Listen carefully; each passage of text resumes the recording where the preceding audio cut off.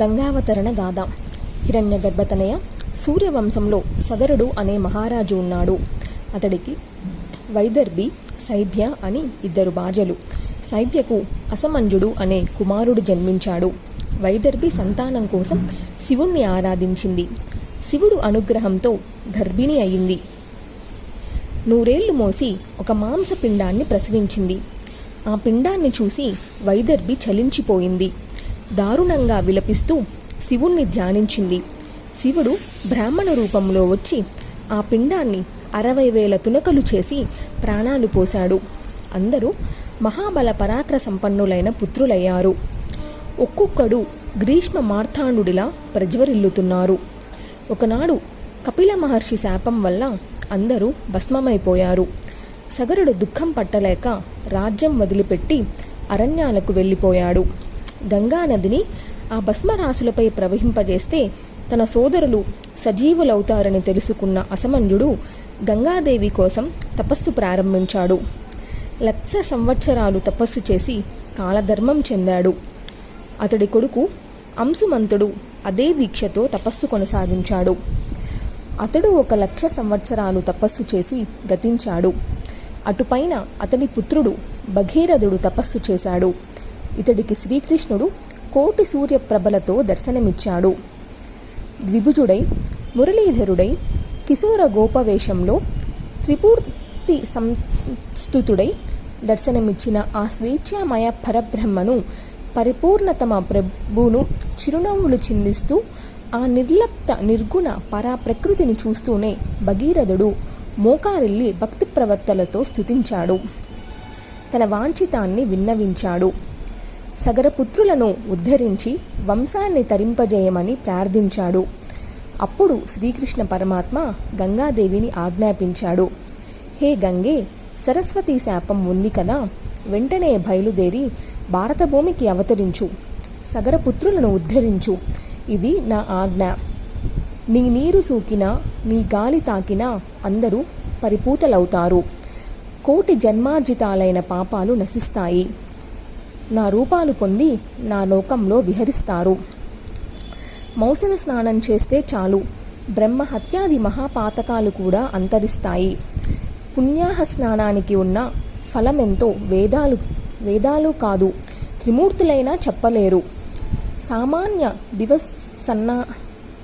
స్నానం కన్నా మౌసల స్నానం వల్ల పుణ్యం 100 ఎక్కువ లభిస్తుంది. సూర్య సంక్రమణం నాడు గంగా స్నానం చేస్తే 30 రెట్లు అధికంగా పుణ్యం వస్తుంది. అమావాస్య నాయుడైనా అంతే. దక్షిణాయన పుణ్య దినాన చేస్తే ద్విగుణంగా పుణ్యం చేకూరుతుంది. ఉత్తరాయణ కాలంలో అయితే 10 రెట్లు అధిక పుణ్యం. చాతుర్మాస్య దీక్షలో పున్నమి నాడైతే అనంతంగా లభిస్తుంది. అక్షయ పుణ్యదినాన అక్షయ పుణ్యమే.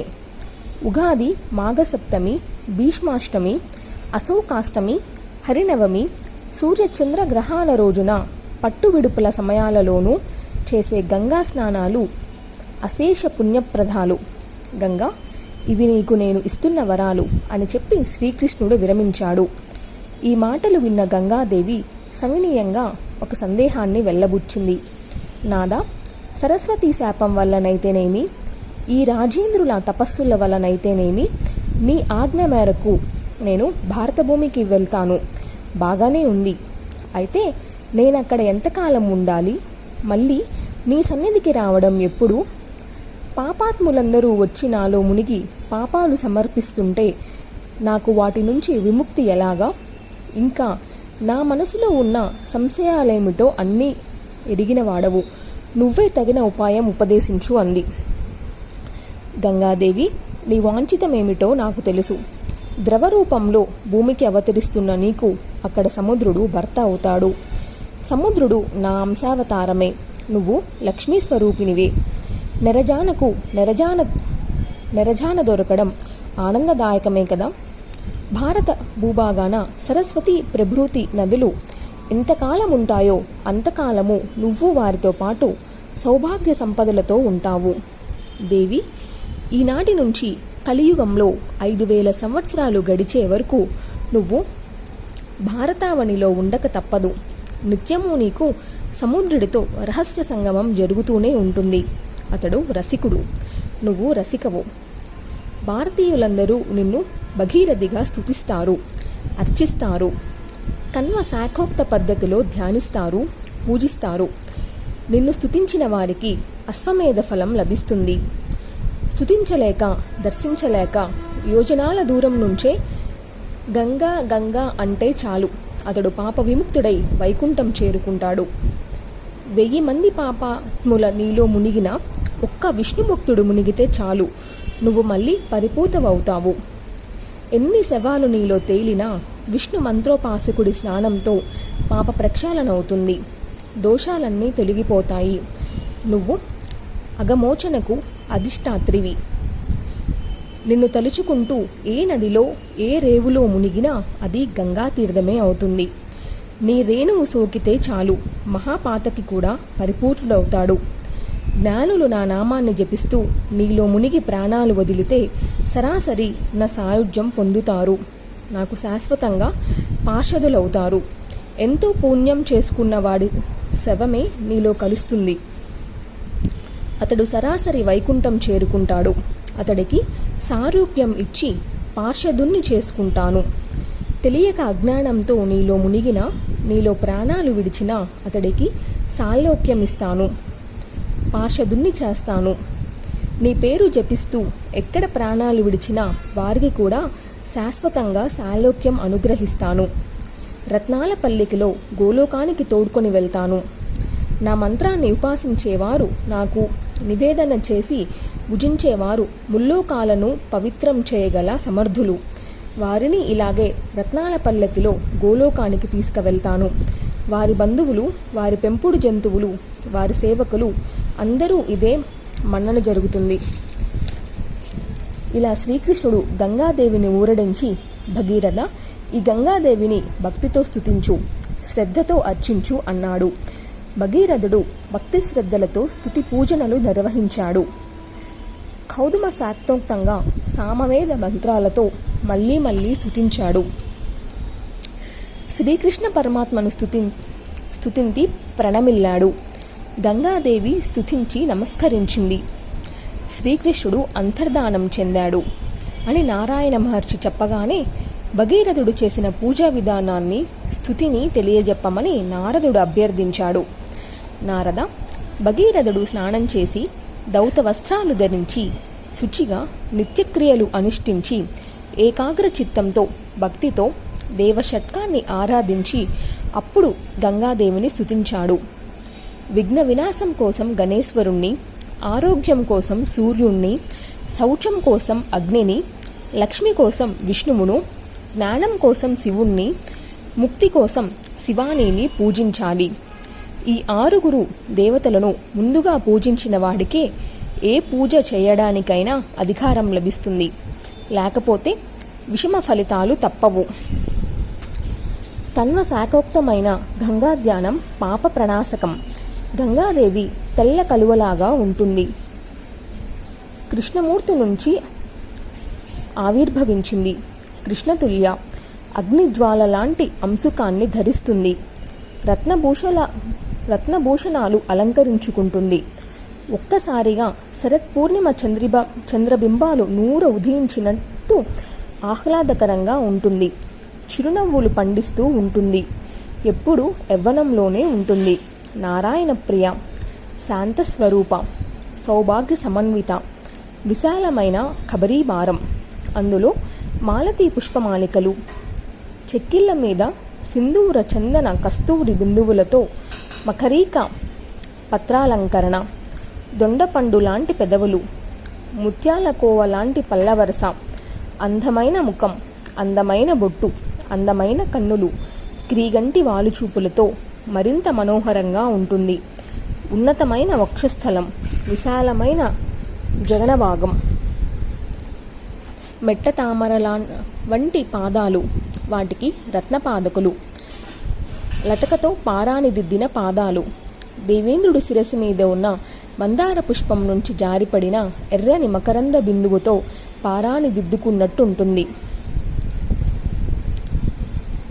సురసిద్ధ మునీంద్రగణాలు సమర్పించిన ఆర్ఘ్యలతో ఆర్ధంగా ఉండే పాదపద్మాలు, తపస్సుల శిరసులు అనే తుమ్మెదలు బారులు తీరుమూగే పాదపద్మాలు, ముముక్షువులకు ముక్తిప్రదాలు, రుభుక్షువులకు భోగప్రదాలు, వరేణ్య వరద భక్తానుగ్రహకారిణి, శ్రీ విష్ణు పదదాత్రి విష్ణుపది, అటువంటి గంగాదేవికి నమస్కరిస్తున్నాను అనే ధ్యాన శ్లోకాలతో ఆ త్రిపగదను ధ్యానించాలి. షోడశోపచారాలు చేయాలి. ఆసన, పాద్య, ఆర్ఘ్య, స్నాన, అనులేపన, ధూప, దీప, నైవేద్య, తాంబూల, శీతోదక, వసన, భూషణ, మాల్య, గంధ, ఆచమనీయ, తల్ప సమర్పణలు షోడోపచారాలు. వీటిని చేసి భక్తితో సాష్టాంగ నమస్కారం చేయాలి. ఇలా పూజ చేస్తే అది అశ్వమేధ ఫలాన్ని ఇస్తుంది. నారద, 21 శ్లోకాలతో విష్ణుమూర్తి చేసిన గంగాస్తవం మరింత పుణ్యప్రదం. ఆలకించు. శివుడి సంగీతానికి పరవశించిన విష్ణుమూర్తి శరీరం నుంచి ఆవిర్భవించింది.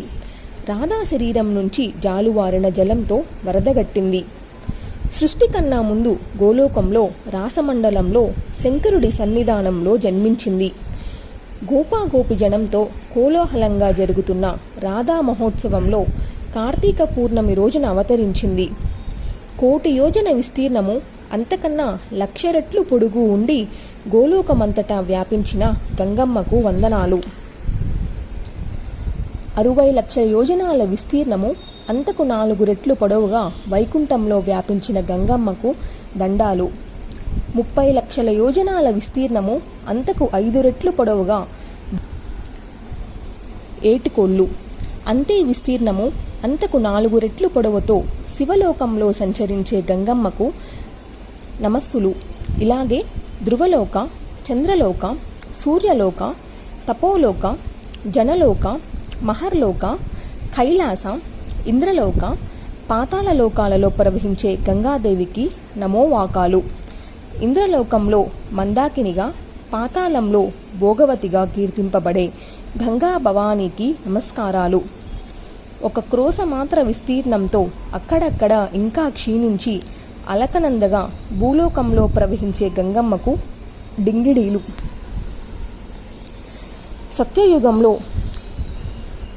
పాలనురువులాగా, త్రేతాయుగంలో వెన్నెలలాగా, ద్వాపరయుగంలో మంచి గంధంలాగా, కలియుగంలో నీళ్లలాగా, స్వర్గంలో మాత్రం అన్ని యుగాల్లోనూ పాలలాగా ప్రవహించే గంగమ్మకు నతులు. గంగా జలకాన్ని రవ్వంత స్పృశిస్తే చాలు పాపాత్మలకు కూడా జ్ఞానోదయమవుతుంది. 1,000,000 జన్మల పాపాలు నశిస్తాయి. బ్రహ్మహత్య మహాపాతకం కూడా అంతరిస్తుంది. నారద, ఈ గంగాలహరిని నిత్యం భక్తితో పఠించి గంగమ్మను అర్చించిన వారికి అశ్వమేధ యాగఫలం దక్కుతుంది అనడంలో ఎటువంటి సందేహమూ లేదు. సంతానం లేని వారికి సంతానం కలుగుతుంది. అవివాహితులకు వివాహమవుతుంది. రోగులకు ఉపశమనం, రోగ విముక్తి లభిస్తాయి. మూర్ఖుడు కూడా పండితుడవుతాడు, యశస్వి అవుతాడు. ప్రాతకాలంలో పఠిస్తే దుఃస్వప్న దోషాలు నశిస్తాయి. గంగా స్నాన ఫలం దక్కుతుంది. శ్రీకృష్ణుడి ఆజ్ఞ ప్రకారం భగీరథుడు ఇలా స్తోత్రాన్ని చేసి గంగానదిని తన వెంట తీసుకువెళ్ళాడు. సగరపుత్రుల చితాభస్మాల మీద ప్రవహింపజేశాడు. వెంటనే వారందరూ వైకుంఠానికి చేరుకున్నారు. భగీరథుడు తెచ్చాడు కనుక అప్పటి నుంచి ఈ నదిని భగీరథి అనే పేరుకు ఏర్పడింది. బ్రహ్మనందన, ఇది గంగావతరణ గాథ. పుణ్యప్రదం, మోక్షప్రదం. ఇంకా ఏమేమి కథాసారాలు తెలుసుకోవాలనుకుంటున్నావో అడుగు, చెబుతాను అని ముగించాడు నారాయణ మహర్షి.